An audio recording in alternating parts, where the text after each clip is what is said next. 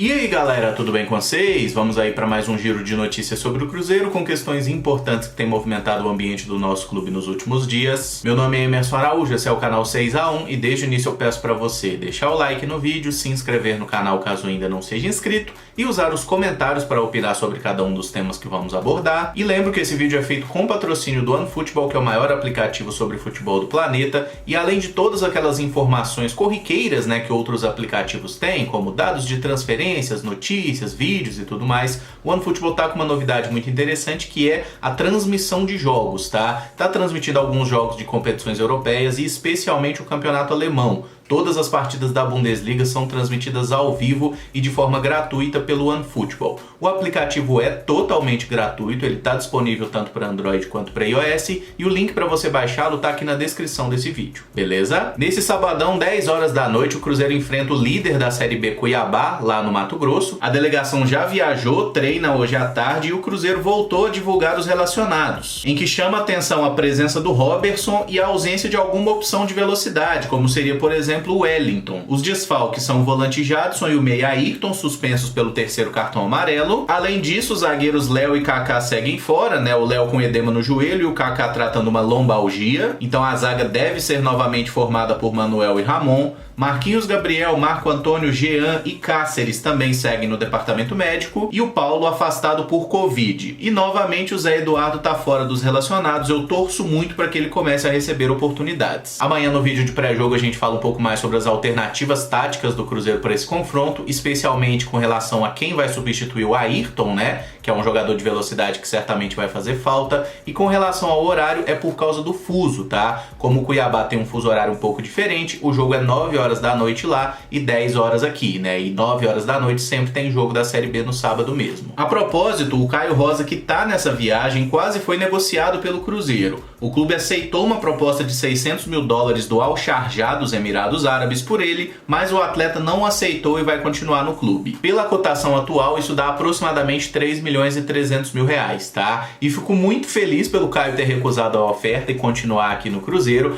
Perder um jogador da seleção sub-20 por um valor tão baixo seria um absurdo, então por linhas tortas o melhor aconteceu. O Caio não aceitou a proposta e vai continuar por aqui. O Kaká também recebeu uma oferta nessa semana vinda do Portland Timbers dos Estados Unidos. O valor foi de $2 milhões e o Cruzeiro recusou por considerar um valor baixo. Isso dá aproximadamente R$11 milhões. A gente sabe que o Cruzeiro está passando por uma situação muito complicada, é salário atrasado, né? Muita dificuldade em honrar os compromissos, mas eu imagino que o Kaká hoje valha pelo menos o dobro disso. Tá? E esse valor pode aumentar significativamente se a gente conseguir de fato subir para a Série A no ano que vem, com o Kaká como um dos destaques que ele de fato é, tá? Se nesse momento a gente conseguiu ver o Cruzeiro jogar muito bem com Manuel e Ramon, tomara que continuem jogando bem no próximo jogo, o Kaká não deixou de ser um dos nossos melhores jogadores e acho que em potencial técnico é o nosso melhor zagueiro. Mas então, nesse momento, tanto o Kaká quanto o Caio Rosa vão seguir no Cruzeiro. E sobre o tal reforço, né, que o Ney Franco falou na última coletiva, um jogador que o Cruzeiro estava muito perto de anunciar, tá contratando e é um jogador para o setor ofensivo.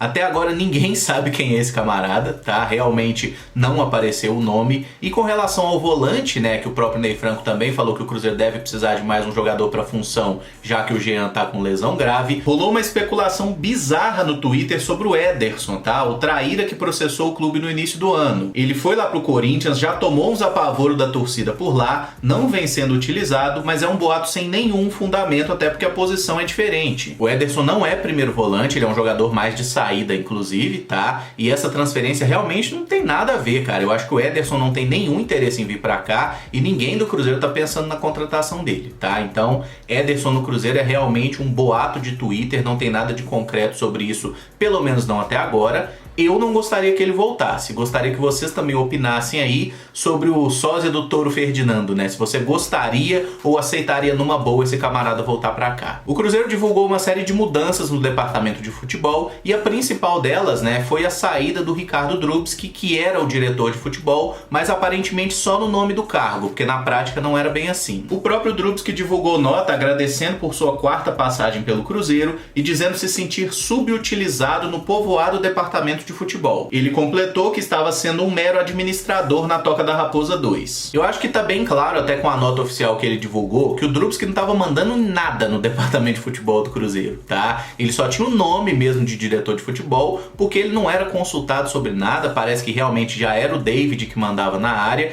e eu penso que o Drubsky é um cara que poderia sim contribuir com o Cruzeiro, mas não como o diretor de futebol, talvez como um diretor de base. Ele seria um cara para acrescentar bastante, porque de futebol esse cara entende, mas para ser aquele diretor, o cara que tem que indicar a contratação, bater de frente com o atleta, discutir futebol com o treinador, fazer as cobranças, eu não vejo o Drubsky com esse perfil, tá? Eu acho que ele é um cara muito bom na teoria, quem já leu o livro dele sabe disso, é um cara que entende futebol, já foi técnico, já foi diretor, já trabalhou em tudo quanto é área, e é um camarada que poderia sim ajudar na formação de atletas. Agora ele, como o cara ali para comandar um departamento de futebol, realmente eu acho que não era o nome, e essa saída eu acho que não vai ser muito sentida, justamente porque ele estava meio sem função, tá? E o grande problema é que o cara que vai ser o homem forte de futebol do Cruzeiro é o David. Ele que já se provou um técnico incompetente e só foi contratado para essa função por ser amigo do presidente Sérgio.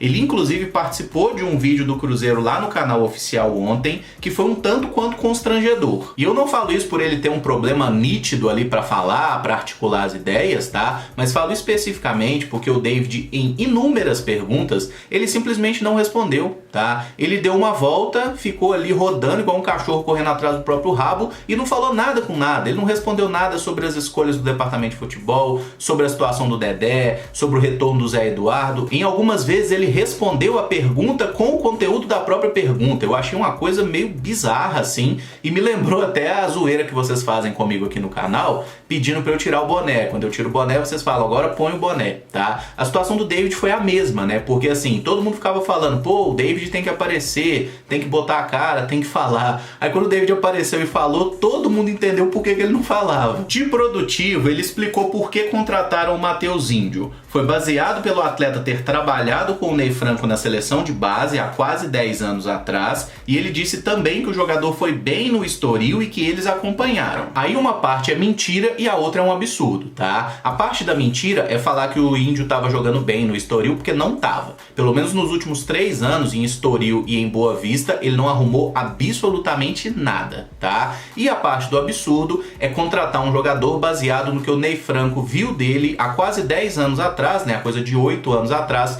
na categoria de base da seleção. Ter o David fazendo aquele papel que era do Tinga lá em 2017, eu acho que era uma coisa produtiva, tá? O David é um cara que poderia ajudar fazendo esse elo entre o elenco e o departamento de futebol, entre o diretor, entre a própria comissão técnica. Nesse papel, ex-jogadores podem funcionar, mas ter esse camarada que não provou competência em lugar nenhum, como nosso homem forte do futebol, eu acho que é uma temeridade, tá? Eu torço muito para estar errado, para queimar a língua, mas eu acho realmente surreal. Sobre José Carlos Brunoro, como o novo organograma do clube deixa claro, ele deve ter um papel mais ligado à administração do clube do que ao departamento de futebol, mas também atuará como um consultor no futebol. Ele não é um substituto para o Ricardo Drubsky, tá? O Brunoro chega com a atribuição de desenvolver um estudo de clube-empresa para o Cruzeiro, e ele tem certa experiência na área por ter sido um dos idealizadores do Audax, um clube que teve relativo sucesso nos últimos anos. Inclusive, o Cruzeiro divulgou hoje que o Sandro Gonzalez, né, o CEO, vai ser aí o coordenador desse grupo de estudo,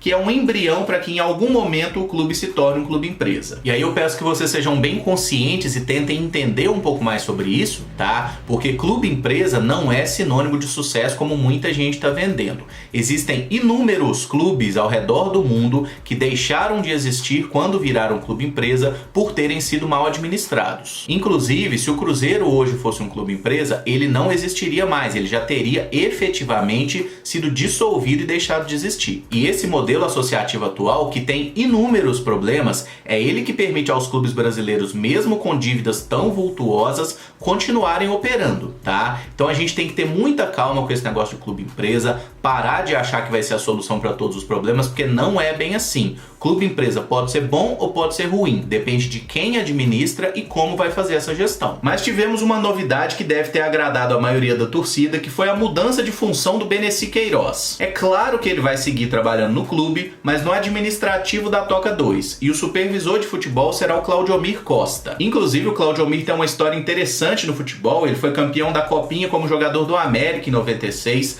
precisou se aposentar cedo por causa de lesão e há muito tempo trabalha na base do Cruzeiro. É um cara que tem uma trajetória no clube, um histórico aí de trabalhos de sucesso, e não tem nada na conduta dele que o desabone, né? Como tem muita coisa na conduta que desabona o senhor Beneci Queiroz, que a gente tem dúvidas inclusive sobre a sua competência e sobre a sua honestidade. Tomara que o Claudiomir faça aí um bom trabalho, e pelo menos é uma vantagem, né? Que a gente não vai ver mais aquela múmia aparecendo nos vídeos da viagem do time. E para fechar, o Cruzeiro fez um acordo na justiça com o ex-treinador Adilson Batista. O valor foi fechado em R$720 mil, que começarão a ser pagos em parcelas a partir de setembro do ano que vem. É aquilo que a gente fala de todo o processo trabalhista, né? Qualquer empregado tem direito de entrar na justiça contra o seu patrão, caso ele não cumpra com suas obrigações. Quanto a isso, nada a questionar.